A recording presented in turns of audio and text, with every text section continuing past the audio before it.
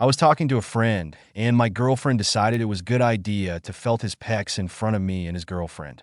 She sees nothing wrong with what she did. So, my girlfriend is 27 and I'm 26. I've got a mate who I'll call John. He has an amazing body.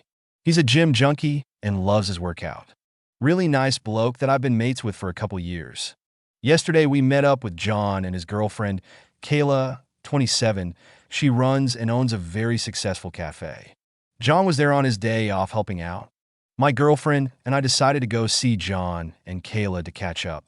We were sitting talking in the courtyard to each other. John and I started to talk about the bicep tear he had, and I asked how recovery was going. He showed me he can now flex slightly with it. My girlfriend asked if she could touch his bicep. He said no, because it was still healing and it hurts. Later on, she literally walked up behind him and felt his pecs as I was talking to him. He recoiled and took her hands off. He asked her to please not touch him there. He explained he really only lets Kayla touch him there, and then she just ignored what he said and slapped his abs. That's when I told her to maybe lay off it. I turned to see Kayla looking at us from the counter. She looked really angry. Kayla later came up to my girlfriend and just asked her not to grab John. It wasn't so much an ask, but telling her to not touch John. My girlfriend and I talked about it on depth last night, and she sees nothing wrong with what she did. She's giving me the silent treatment because I agreed with Kayla. Relevant comments. Comment. I think you're also missing a rather important element. You're up in arms because she touched John when he wasn't okay with it, but you miss what's arguably the bigger issue, at least if you're a boyfriend. She feels no problem touching other men inappropriately while she's in a relationship. Comment. I'm willing to bet she's just being defensive because she's embarrassed. She knows she's wrong. Sometimes it's hard to admit it. Comment. Embarrassed or not, she has herself to blame for her childish actions. And if she can't take accountability, then she's garbage. Update. In the last 6 hours, shit really hit the fan. One of our mutual friends, Murphy, called me and told me John is super pissed. He told me John and Kayla almost broke up over it because when they got home, Kayla started to ask John if there was anything going on with my girlfriend. It was this long talk and they called a couple of our friends. They all stood up for John and told her nothing was going on. They had a long talk to John and she said she was sorry. They made up and he was taking her out for dinner. So I called John and he told me the same thing. He said he doesn't know where Amanda thinks she gets off, but she almost brought his relationship crumbling down.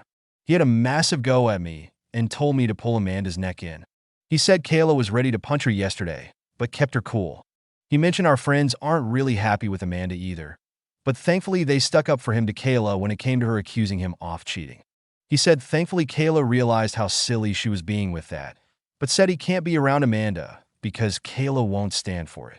Kayla called Amanda and told her their friendship is over. I don't know exactly what was said. All I know is that Kayla is done with Amanda. We got into another fight about it, just about the situation and what our friends are saying. And now she's moved in with her parents. So, I think it's safe to say that the relationship is over. Relevant comments. Comment. Don't just think it relationship is over. Declare it. Inform your ex of her new status. Then tell your friends. You can also apologize to John and Kayla. Not for doing anything overtly wrong, but for not recognizing in the moment just how up it was and taking stronger measures to shut it down. They should understand that we're mostly not trained to handle that sort of thing, and be glad that you've learned enough to do better should it something similar happen in the future. This is a teachable moment for them, too, in terms of gender-based double standards and victim blaming. How is it that one partner gets sexually assaulted and is now taking the other partner to dinner to make up for it? Comment. If I were John, I would understand Kyra. Amanda touched him like he was hers. It's natural for her to think there may have been a reason for this. Cheating is a very real thing, and it happens all the time. The most common sources of affair partners are coworkers, friends, and old flames. Sometimes, you have to be understanding of this and help alleviate your partner's concerns. Comment. This is literally victim blaming. He was sexually assaulted in public and had to apologize for it.